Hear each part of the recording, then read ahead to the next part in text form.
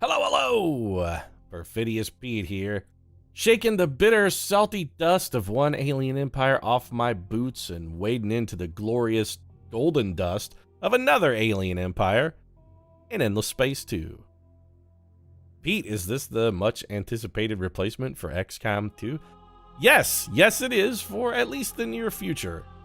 I'm swapping alien for alien, strategy for strategy, turn for turn, and tactics for expanding, exploring, exploiting, and exterminating. And I'm doing it for two reasons. One, Long War 2 I kind of feel is not a good mod, and it has left a very sour taste in my mouth. Frankly, not a sour taste, just a bad taste. Like, my dog just licked my lips after eating a diaper full of baby shit level of bad taste. It's in there. And two, because the first Endless Space is actually probably one of my 3 favorite 4X games of all time, and it definitely never left a taste in my mouth like secondhand canine diaper shit. So, it's good. A heads up about the game. What is Endless Space? It's your classic 4X game. I mean, you're gonna, if you've ever played a 4X game at all, especially a sci-fi based one, you're gonna feel right at home in Endless Space. This is, however, my first playthrough of Endless Space 2, so effectively this is a blind play. I've played quite a bit of Endless Space 1, so I feel like I'll have a pretty good feel for baseline mechanics, but as far as Endless Space 2 goes, my experience with it so far is just setting it up to make sure that it will record adequately and sound okay, and that's about it. I don't know anything of the specific differences between Endless Space 2 and Endless Space 1. We're just going to kind of figure it out as we go. Wing it, fly by the seat of our pants, as it were. So maybe get ready for, like, a little fumbling around with the UI, the occasional screw up, the, catastrophic empire ruining mistake or two. That being said, I still feel like I've played probably enough of the first Endless Space that I won't shame myself any worse playing Endless Space 2 than I've ever shamed myself playing XCOM 2. And somebody out there's right now like, Pete, every one of your ancestors committed seppuku to try and expurge the shame of your existence from their historical timeline. And you're not wrong, but you know what? They're already dead at this point, so what's the harm? Why wear a raincoat when you're already wet, am I right? So let's get started here. We're going to just pick up a new game. We got Quick Start or Beginner. First 4X game. Nah, we've played a few. Let's just go ahead and do a new game here. So, like many 4X games, especially sci-fi based, we're going to have various and sundry factions. Let's take a look and see who's available here. The Sophons are a curious peace-loving race whose highest ideals are found in scientific knowledge and technological advancement. Keen to explore and understand the mysteries of the cosmos, they believe the universe is something to intellectually master. Although pacifist in outlook, pacifist, losers, and despite frail bodies not used to violence, Sophons can construct vessels of devastating offensive capability. Right, so they're a race of what, like Kifs? They're all Kif from Futurama. They're not even staunch enough to have blood. They're just supported by a series of fluid-filled sacs. What does omniscience do? Bonus given for discovering technologies based on how many players have researched it. The fewer who know it, the higher the reduction of the next research. That's interesting. It seems like that could chain out of control really fast. So they get 3 extra science on cold planets, plus 1 science per population, I'm going to guess. Political opinions, they are scientists. Okay, what else have we got? What are the Cravers? Now tell me about them, though. Here we go. Created by the Endless, from an insectoid life form, the Cravers are the purest sense hunter-gatherers who would never have independently evolved the systems and infrastructure needed to raise crops or domesticate animals. Their life cycle is based on consumption. Ah, okay, got it. So they're just your average North American. And as such, they are capable of digesting any form of plant or animal matter. As their homeworld is close to being consumed, they must leave it in search of further nourishment. But if they do not continue to expand, discover, and exploit new worlds, their society will eat itself to death. Yes, definitely. All right, so these guys are just North Americans then. Feeding the hive is their all-consuming purpose. The notions of treaty, trade, and peace do not exist. Ah, welcome to Trump's America, folks. This is the here you're seeing the end run of it. All right, what abilities do the Cravers get? They are slave drivers. Enslaved factions living on the same planet. Gives us a little bit of unhappiness per enslaved population, but we get double the science, economy, food, and production from slaves. So we can work those sons of bitches to death. They're just not happy about it. Plus 2 depletion points on planets. Plus 150% on undepleted planets. They are militarist. Interesting. What's the United Empire? Emperor's will. Oh, well, let's read. Okay, give me a brief on the United E. Give me a brief on the UE. I gotta know whether or not I need to Brexit that shit. Empire is theoretically under the control of a central monarchy. However, the rate of expansion means that the society cannot be ruled that way effectively. In fact, the systems of the colonial diaspora are colonized by designated corporations who work hand in hand with the Ministry of Investment and then Development. Okay? Ministry of Security is involved as well, due to the need for native and or alien pacification, security forces, defense, and surveillance. So effectively, these guys are what happened if George Orwell's 1984 elected themselves a king, huh? Got the Ministry of Investment and Development, the Ministry of Security. I'm sure there's a Ministry of Truth or a Ministry of Thought somewhere. Big Brother is always watching. What are your abilities then? We do the Emperor as well. +1 influence per production spent. Okay? You can use influence to buy out star system improvements, research technology, and purchase resources on the marketplace. All right? They're Imperials. They get +1 influence per population. Okay. Who are the Horatio? Incredibly wealthy and only slightly less deranged, Horatio was a trillionaire who left to discover his own star cluster. Finding a planet sprinkled with labs of ancient cloning technology left by the Endless, the boredom soon drove Horatio to create a race of allies, servants and slaves who were every bit as gorgeous as the most beautiful person in the universe, Horatio. Once the planet was repopulated, Horatio I had only to look up, regard the stars, and realize how much more beautiful they too would be if they were filled with Horatios. The rest, as they say, is history. So we got some of them cloners over here. Yep. Also, what the fuck is wrong with your head, Horatio? Why did you have to clone yourself as Jane Curtin in Coneheads? From the planet Remulon or whatever it is? All right, so we're gene hunters. 5% consumption per spliced population on original Empire population. Can splice the genetic material of other factions to enhance its population. Splicing requires the sacrificing of some individuals. That's real weird. They get +3 food, +2 happiness on hot planets. They are ecologists. The Horatio are Horatio and intend to expand until all the galaxy is as gorgeous as they are. Man, maybe these are the Trumps right here. I mean, he is dressed in all gold with a massive ego problem. Riftborn, hailing from an alternate dimension orthogonal to the Endless universe, the Riftborn would have happily let out their abstract, timeless existences entirely ignorant of galactic strife, were it not for a breach that precipitated a disaster of unimaginable proportions. Like a poisoned blade slashed deep into clean flesh, the Rift acted as a source of terrible disorder in the Riftborn's pristine geometrical universe.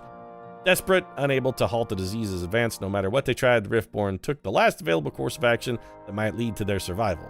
Together with their strange time-shifting abilities, they stepped into the Endless universe. Okay, you're a little weird. I mean, you're like a floating disc. I don't really want to be you. What do you do, though, I guess? You can build singularities and affect time by placing them on a system. Singularities have a fixed duration and can only be placed on a system within the Empire's vision. Okay, that seems complicated.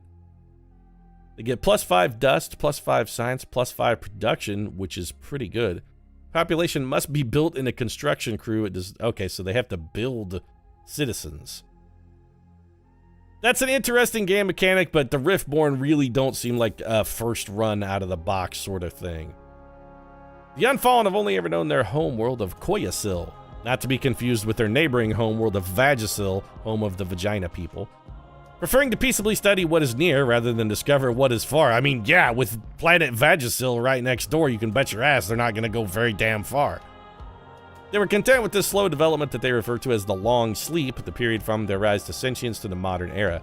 Modern era is rudely thrust upon them by a galactic skirmish in the skies above, and the debris it rained upon their planet. Seeing fire fall from the skies and viewing the violence of other races firsthand changed their image of their role in the galaxy, having an intimate relationship with the fire as both fire that destroys and fire that renews.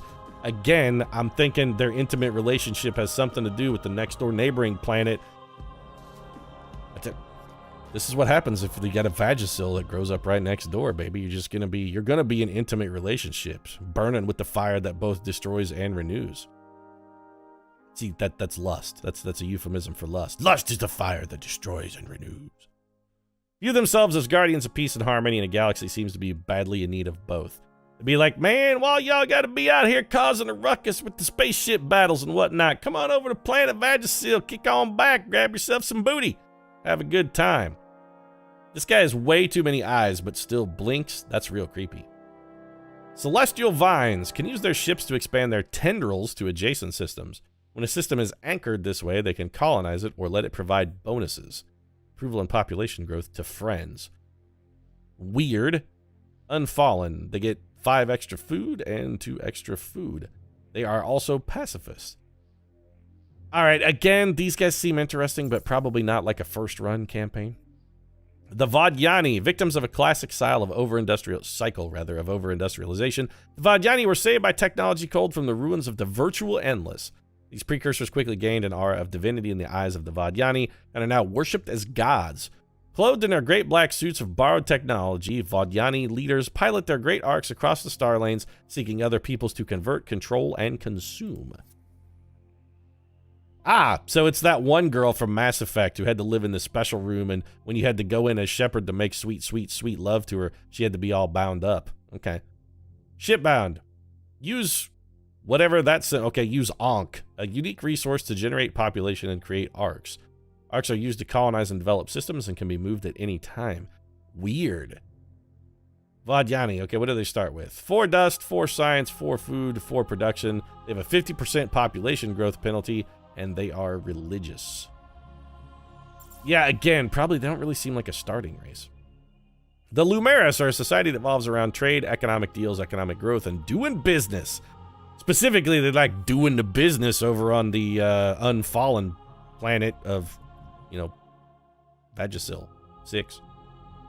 Expansion and acquisition are the bywords of their culture, and as an amphibious people, they are prepared to make money in any environment. Their society is organized around a series of families that have traditionally run different parts of their economy, and the balance of power and negotiations between the families is what drives progress or blocks it. Gotcha. So we're looking at, they're sort of Ferengi, but also lizards. It's like Quark boned a dinosaur. All right. Planet brokers. They use money to colonize instead of colonizers. Okay, intriguing. Can negotiate trade outposts using diplomacy. 3 extra income, or dust, rather, as it's called in this game, on fertile planets, and they get +1 dust. They are also pacifists. Alright, session name. I mean, we can't call this Perfidious Pete's game. That's usually. Let's just call this the Petarian Empire. And I think, what are we going to play? I think we're just going to play the United Empire. This guy looks a little bit like me, got a bit of a heartier beard, and I really like the George Orwell thing. Also, you know what? He's a human, and as a human, I know humans are scum, so I'm gonna feel right at home with his perfidious nature. Humans are base, savage, ridiculous animals, and when it comes time for us to rise up off this dirty mudball of ours and conquer the galaxy, I can tell you, the other alien races are gonna tremble in terror when they see the bipeds a-coming for them. So let's look at our other things. 8 competitors. I think we'll probably just play on the default settings, although I do tend to like a little... You know what, let's... Huge. Okay, I was going to say huge seems colossal, exceptional. We got to have a huge galaxy. The galaxy is huge, right? Yeah, okay, we'll bump it up by 1 size. Galaxy density, medium seems fine. Constellations, galaxy shape. What shapes have we got? We got ovoid, we got a ring, got a disc, 2-arm spiral, 4-arm spiral, 8-arm spiral, twin elliptical. 2 disc galaxies colliding and merging. The center contains many stars. You know what? Random is actually probably okay. All right, let's do this. The Petarian Empire is ready to roll out. Are we going to get a little backstory here or something about what it means to be a Petarian? Mostly, I guess it means banging on sweet V8 engine blocks in your shed with a ball-peen hammer. Gotta get this baby running. It's been up on blocks out to the front yard of the Empire for the last 400 years. Finally gonna get this baby trimmed up. Got me a Hemi, putting it in the spaceship. Gonna be driving down there, winning all the ladies. Slap some 33-inch rims on this baby. The galaxy will be mine for the taking. I mean, it's a Hemi. Got a Hemi in it. What you got in your spaceship? Little 4-banger there that you done imported? Under the visionary leadership of Emperor Zelivus, or Perfidious Pete, as the case may be. Powerful nation. It is time to rise up, grasp our future, and seek our destiny. Fire our giant trails of penis rocketry into the space. Imagine the future that we can build. We shall construct great fleets. Okay. Send them out to make great discoveries. Is everything really great? Because we're getting a real Trumpian kind of feel here. Don't you mean our great place in this rich galaxy? It's going to be great. greatest We will empire discover anybody's new ever known. sciences The greatest sciences, the greatest and life. new life. We will greet new peoples and turn them into new patriots. Or corpses. Probably Together, corpses. Oh, we yeah. shall leave our mark on history. That guy looks real patriotic, what with his... For Oh, and together, we already killed we them can all. become anything our hearts We murdered them desire. and made a pile of their bones to stand atop and hoist our flag, and all those noble little aliens wanted to do was just bring us fruit. Greatness that is our Oh, I mean, I said humans, and that's exactly the way humans would do. We encounter some lizard-like alien species that's like, hey, humans, come, join us, live together as brothers. Please sample some of our local fruits, and then we eat their fruit, murder them, and enslave them until their civilization is blown before the wind like dust. Usurpers have been vanquished.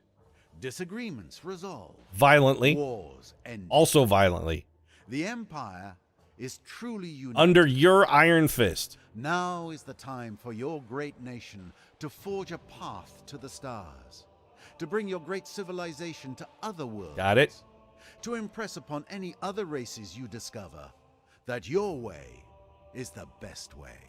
And we say impress upon them, we mean violently and with force. Tell us your duty, your imperial majesty. All right, so what do we got here? Perfidious beat the United Empire. Yeah, I mean, I already looked at all this. Oh, we got, okay. Traits, hero citizens, +1, whatever that is on my home world. Expansionist 1, minus 25% over colonization penalty on the Empire. Okay, so we are allowed to make a ton of colonics. We'll make a ton of colonics and jam them in our colon. Also, nobody really cares where we colonize, mostly so that we can spread our enema culture across the galaxy. Patriots, we have 25% command capacity. That's pretty good. Okay, so we get more ships. Xenolinguistics. We start with the free technology. Okay, we can already talk to most aliens. And off-world agribusiness. Okay, we start with that technology as well. Okay, so we start with 2 techs. Can we change the name of this? Because I already hate... Oh, no, Star System Management. Can I make it not be named Tanev? Yeah, there we go. We're going to call this Pteria. Thank you. This is the name of our homeworld. Our homeworld here. I already feel very at home. Buyout on... okay, click on an improvement. Oh, I'm going to kill the tutorial interface here. Let's just get rid of that. Like I said, I've played quite a bit of Endless Space 1, so I kind of feel like maybe I've got a respectable grip on what's going to be going on here. So we have our colony of Pteria. Can I go back to the galaxy map? What's this? I'm just going to flip through here, figure out what's going on. Senate breakdown. All right, so this is our politics screen. Gotcha. Military. Okay, so we start with a hero as well. Heroes are something that are unique to Endless Space, or rather not unique, but they're a big part of it. You have people who periodically come to work for Empire, important, influential individuals. You know, like if you're, in the case of our current space, your daughter, your son-in-law, your son, your other son, and then various and sundry sycophants and cronies who like to lick your butthole.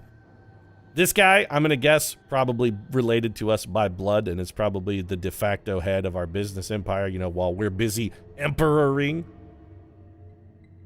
So we have a hero. What do we got here? Okay, this is just economics. Gotcha. Science. Okay, very important. We're going to be looking at that in a moment. Ship designs. All right, this is our fleet list. Got hero management here. Okay, what does our hero do? We'll take a look at you in a moment. We have no quests or global events. Gotcha. We have no diplomatic relations with other empires because we haven't met any. Got it. All right. So let's back out of here a minute. Let's take a look at our home system.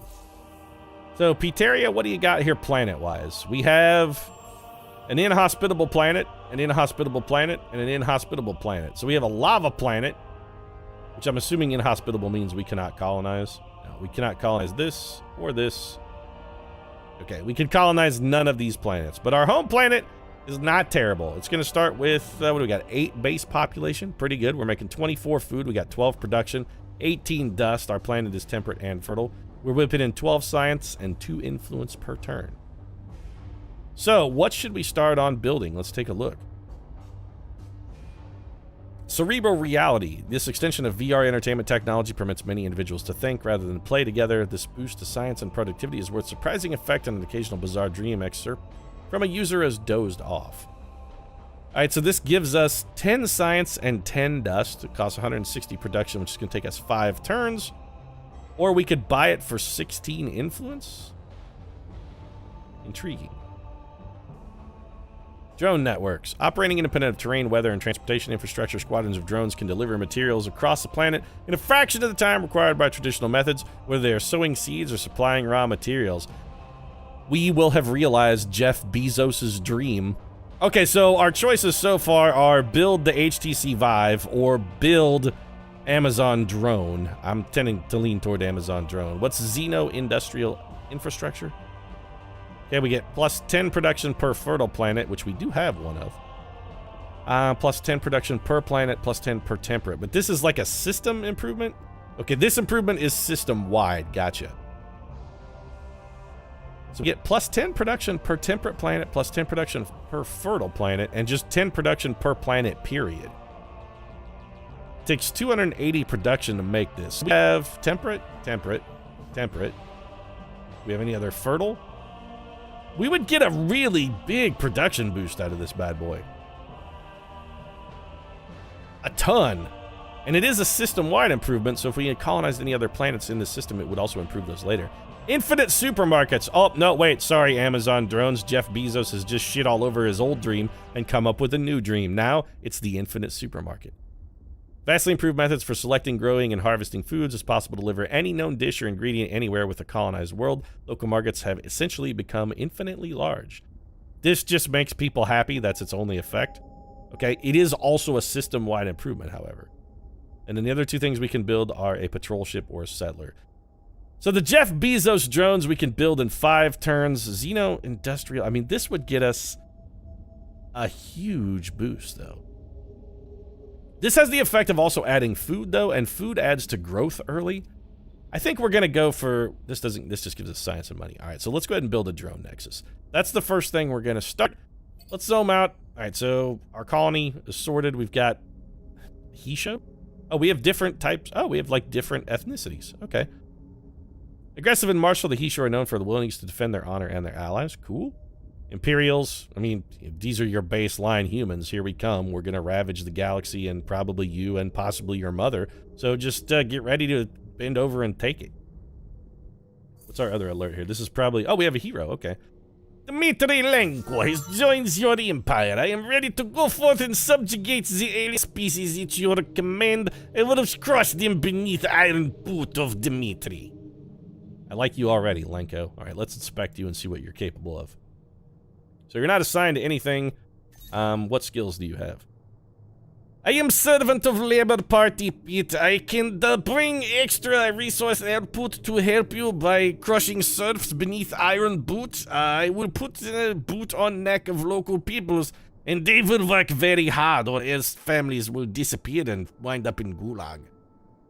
I also am very good at commanding ships, again because of Iron Fist and families disappearing into gulag. You don't serve well on my ship, your family will disappear, my friend. You will never see them again.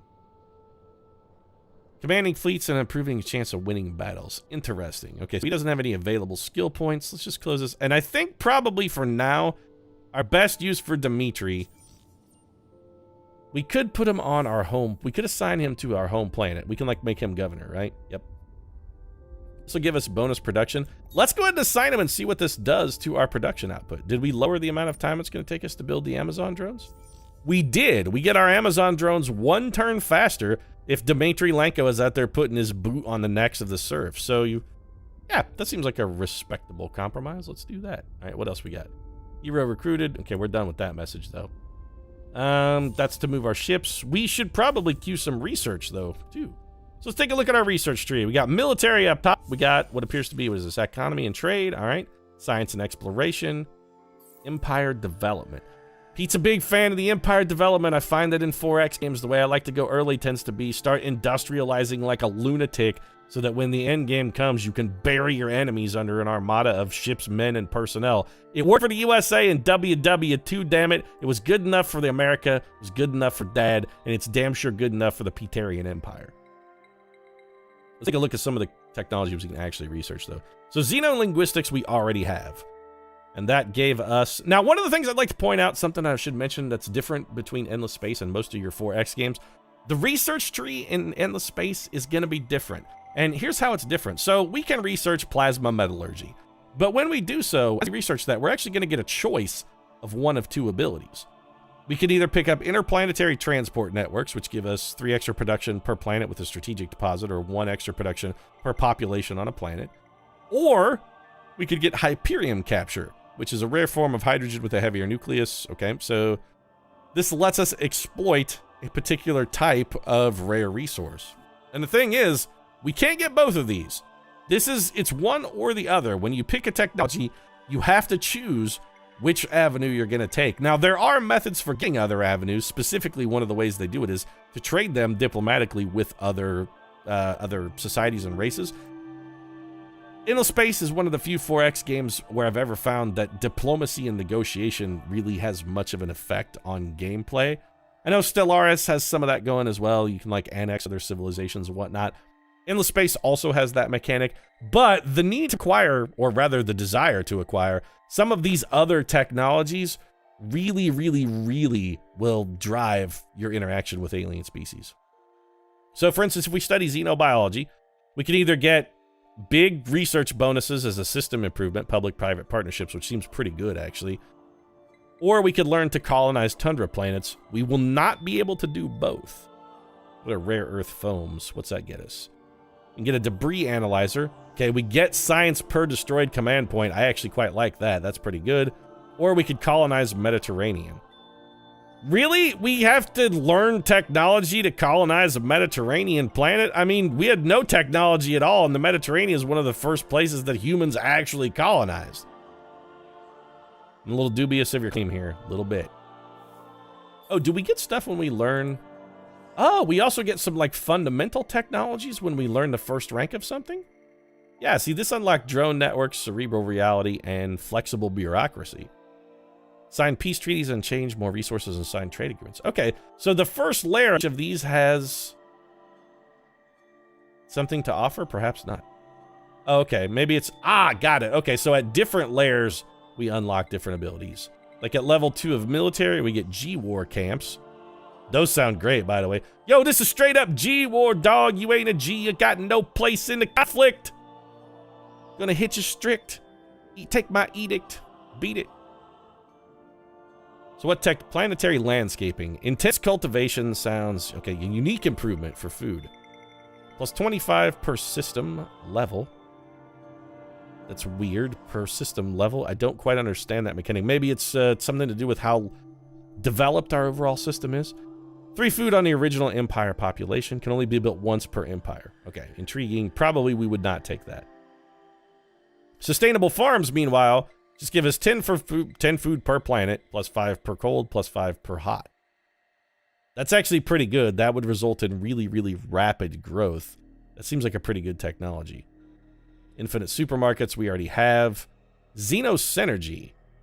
We can enact diplomacy with minor civilizations. Do we not have this? I guess we took infinite supermarkets instead. What's adaptive bureaucracy? We could research this because our chain does go into this. Costs 210 science. We'll make 22 per turn. So this is like a 10-turn investment right here. Makes us 10 happy, gives us 5 influence, and gives us plus 2 per population on planets. Also only built once per empire. So the Dark University is like a unique improvement. I don't really like that at all. Or alternatively, we could learn to colonize barren chunks of rock. I'm really leaning towards planetary landscaping. Let's see what some of these military ones do, though. In-way fusion. Impervious bunkers.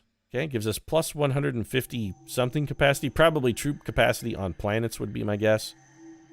Chain gang program. Oh, Perfidious Pete Lax. It's the sound of the man working on my chain gang. They in space, though. Watching state is the empowered state. Citizens who are caught engaging in illicit activities are able to communicate their sins by avoid criminal records by immediately enlisting in the military. Unsurprisingly, most welcome the opportunity. So we can convert one population into 300... What is this? Manpower? Oh! Manpower is used to populate your ships and ground troops. Star systems dedicate a fraction of their growth to contribute to the empire-wide manpower, which is then dispatched as ship crew or system defense troops. Very interesting. So we can grind population into a resource to make ships. Chain gang seems really powerful then. This is going to give us something that no other civilization likely has access to. What's ubiquitous surveillance? I mean, you know, it's what they have in the UK. But what is it in this game? Big data shipyards. Plus 40 initial XP on ship fleets. Intriguing, probably not a first game. I mean, that is a system improvement, though, so it would apply to all ships we built. What's the other one? O2G delivery gear. A support module. Additional manpower gives us a health bonus.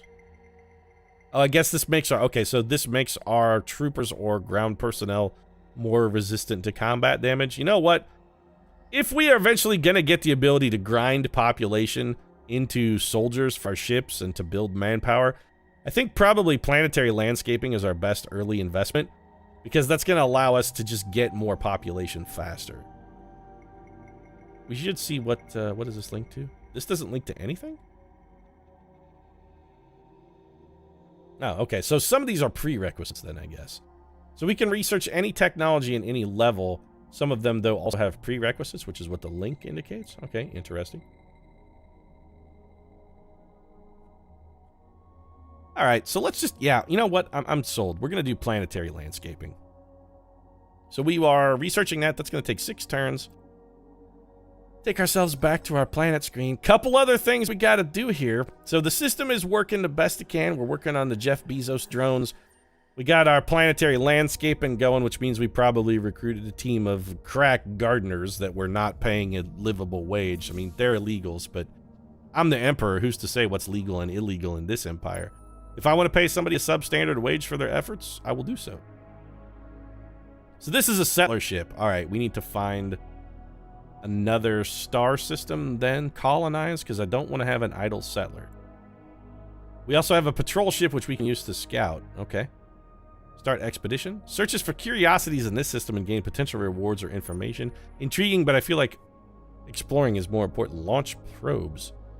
Launches probes in order to explore the vicinity of this star system. Okay, auto explore, guard, and then your sleep. Okay, so what does this do?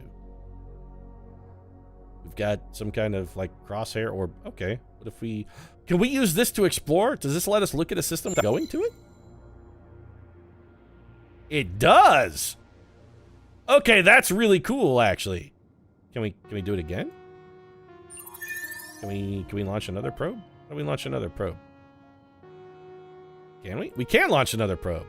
Oh, well, hells yeah. This is the greatest shit since sliced bread right here. So we're going to fire another probe out this way. Can we do it? How many times can we do this? Apparently we can do it twice.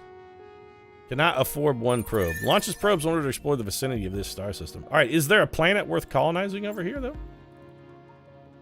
It's an inhospitable ash planet. Unknown signal curiosity. As to a small desert planet. Well, I mean, that's not fantastic. How many people can we put on this, though? What's your potential population rating? Oh, it's inhospitable. We actually can't colonize this without atmospheric filtration. And we can't colonize a desert planet without evaporation inhibitors. All right, well then. So this planet's a real dump. Oh, we don't want to do that. Let's go back to the... How do we go back to the galaxy screen, though? Galaxy view probably will do it. Or not. Nope. Get out of this. I want to go back to the galaxy view, though. Why can't I do that? Oh, because I just actually... Okay, I was on the galaxy view, just way zoomed me in. Gotcha. So let's zoom back out a little bit. This probe found nothing. Can we actually move one of our ships? So let's take this ship then and have them fly this way. How do we make you... Yeah, fly out of the system over here. Go ahead and do that, though. No? Do we want to send our settler ship out unexplored? Why not? Oh, launching probes must have taken our actions? Shit, our settler is off flying blind out in the hoary nether. He's unescorted. Well, this is not good at all. What is economy scan? Interesting. Oh, so if we go to a system, we can use different varieties of scans to learn things about those systems. Very cool. All right, let's end our turn. No, we don't want to bring up the chat interface. I'm playing a player game here. Okay, so we're ending our turn. Let's see what happens. We got our peoples working, population. We got Dmitri out there with his, boot on the necks of his bystanders. Okay, can you should probably, like, fly over this way, though. What I really want this to do is explore, and I'm assuming it's... Okay, it is a little bit faster than our colony ship, but not much faster. Alright, our colony ship has found another star system. Let's hope this one sucks less than the last one we found. Danielle 1, we got a meteor lava planet, alright? Inhospitable. A large ash planet, which is likewise inhospitable. Man, this galaxy's a dump! We got a huge gas giant, okay? Large, arid, inhospitable, although they have deciduous trees, which makes perfect sense. Tiny Mediterranean. None of these planets... We can't colonize any of these planets. None. We have found no colonizable planets. This place is a dump. This whole galaxy sucks.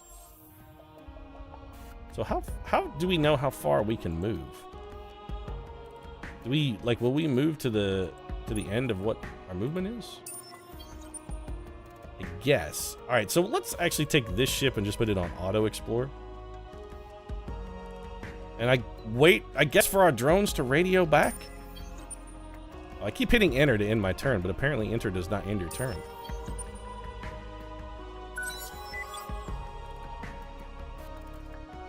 So far, how do you feel about Endless Space 2, Pete? Well, I gotta say, so far it feels pretty 4X-y. The Land Hat star system, okay, we got a red dwarf here. It also gets a little framey when you zoom in. They got a huge burning gas giant that is absolutely inhospitable. There's a tiny Arctic planet, which is likewise inhospitable. Or a medium Arctic planet, which is also inhospitable. Is there one livable planet in this entire solar system? Good God, no wonder we races are going to war already. Every single planet we've ever found is just to be like, sorry, this planet is incapable of supporting life. So we can make our fleets move. Hyena, okay, where are you going? Wait, why did you go back? Why did you go in a circle? Oh, because you're on auto explore, right? So let's check out this system then. You got 4 planets. Please tell me that one of them is not a ball of fire. Well, not Hyena 1. It is, in fact, a giant ball of fire. Okay. Next. Hyena 2. Also a giant ball of fire, although it does have the 17,000 Islands Bridge, which definitely fits with that terrain. We have a large ash planet. There are 4 planets in this system. Is one of them hospitable? A tiny Mediterranean planet, which is likewise inhospitable. If our people can't live on a Mediterranean world, I'm starting to wonder if the citizens of the United Empire here aren't too decadent for their own good.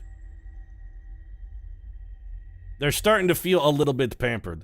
Yes, Peter, there are a bunch of losers don't want to live on the Mediterranean climate. They prefer harsh, bitter winters and serfdom under the iron boot of Dmitri. Okay, I keep hitting enter to end my turn. And it in fact, it's weird because enter does end your turn. It's just not the main return key. It's actually the enter on the 10 keypad, which will end your turn. So let's have our ships move then, I guess. When you go auto-exploring, why are you going to explore in places that we have already been? That seems like a suboptimal way to explore. Could you maybe auto-explore in a place that we have not been? Can you go any further? Nope. So our settler ship is just flying around looking for a place to settle. Another turn ends. And we should get something going this turn. Okay. Chapter 1, a hidden rebel. Pending objective. Soldier, okay, Solo Quest started, Chapter 1, A Hidden Rebellion, Part 1. Ah, man, it's like Star Warsian. A Hidden Rebellion, Part 1, Chapter 1, Verse 1. I stared out the window of my spacecraft at the world below, gripping my saber in my hand even though I was alone in the room. It just makes me feel safe is all. It's like a knife through my heart. You joke, Hadri, you say, knowing the Sheridan never jokes. He shakes his head. The weapon signature leaves no doubts. You stare out at the starfield, anger growing, a United Empire fleet fired upon by a fellow UE vessel of obsolete design. How old? 25 solar cycles at least, your Imperial Oh wait, I've gotten my voices confused, and suddenly the Emperor is talking to himself out loud. We think there must be an outpost there somewhere. The knife twists. There is no reactionary rebellion. This is something fomented decades ago, meticulously planned, kept hidden with a military-like focus. Few would possess the courage, the resources, the sheer iron will to see through such an undertaking. Who would do such a thing? You thought the uprisings were a thing of the past, crushed forever when you disposed of Duke Anatov, and finally united the Empire all those years ago. Your heart chills. Could Lena, bitter, ungrateful Lena, have hatched such a diabolical plot? Or maybe it was Hadri, so-called first protector Hadri Lenko, so near and yet so far from the seat of power. Or perhaps it was Petra Manzukic, she who could trace her line to the great Mizari clans who lusted over a greater power. No, no, no, this way lies madness. These are loyal subjects. I will find the perpetrator slowly, methodically. You cling to the thought, a lifeline in the ocean of dark musings. Hadri coughs. What is your command, your imperial majesty? So, we can try to intimidate. Empire manpower begins accruing after system manpower is full, so we would reach 800 manpower stock in our empire. We can also try to bribe our way to victory, which is to stockpile 600 dust, or locate, explore 10 curiosities. Stockpiling manpower is one I don't hate. We actually are not gaining manpower currently, however. We could explore curiosities, because we do have a guy already. Okay, so let's look at the reward then. Daily slogan. Empire improvement food. Plus 20% on outpost transfer. I don't know if that's useful or not. Outpost traders reach. So if we bribe, we just get an outpost.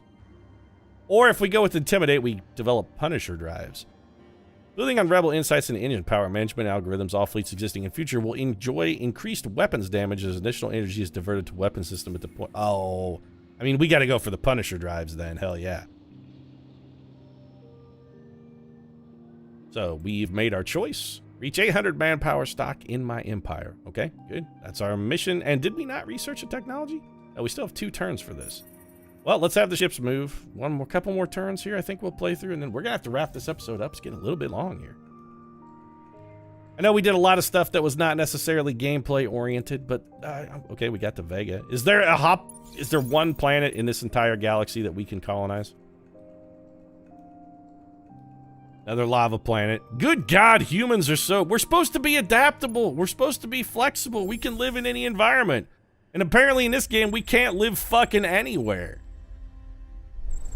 Oh, wait. Vega 5. We found one tiny colonizable planet. It's a toilet.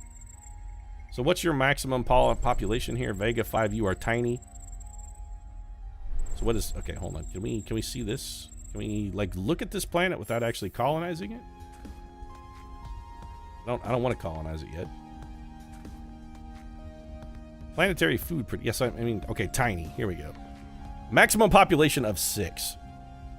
We do have something that gives our citizens an extra 10 happiness, and we get plus 2 dust per extra citizen. You know what? We're colonizing it even though it is a toilet, because it's literally the first place we have come across where our citizens are able to live other than our starting planet. So Vega 5, they've got deciduous trees. It's a pore deposit. 1 unknown life form curiosity. Okay, so here's our outpost. Greener grass. It's better over here. Gain a growth bonus from the outposts. Opponents in this system. Oh, do we have to... Wait, what are we doing here? What is this? Colony in 24 turns.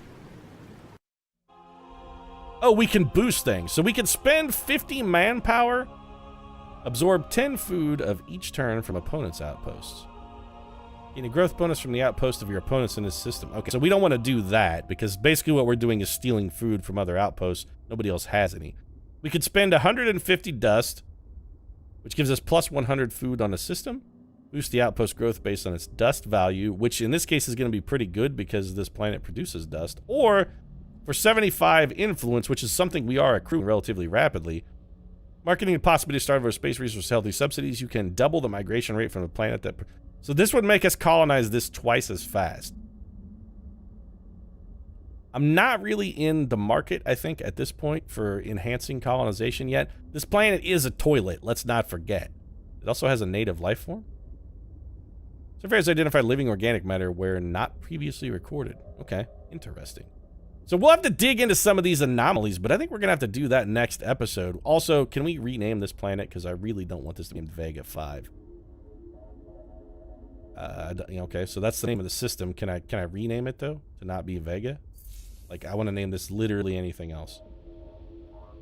Nope. Okay, I guess we can only change the name of our starting galaxy. Wow, that... you know what? It's one thing I want to say. To all 4X developers out there, all of you, everywhere, you gotta let me name my planets, dogs. You gotta let me change shit around. Our galaxy is fairly large, and we are at the ass end of the northernmost arm of the radial spiral. So this has been In the Space 2. I'm looking forward to our adventures of the Petarian Empire. Specifically, I want to see what that cat Dmitri gets up to. I'm curious what he can do with his iron-shod boots. They can only crush, Pete. The boots are exclusively for crushing. Crushing our own peoples, crushing foreign peoples, but mostly I make with the crushing. Well, Dmitri, I'm looking forward to seeing you get to work and putting that boot to crushing. Right now, though, I'm going to wrap this episode up. If you enjoyed it, feel free to drop a like down in the comments section. Support is really important, especially on a new series like Endless Space 2. If you want to see more of Endless Space 2, you might consider subscribing as well. Post new episodes every single day. Right now, thanks very much for watching. Dmitri and I are going to go grab a beer. And then with the crushing. I'll see you again soon.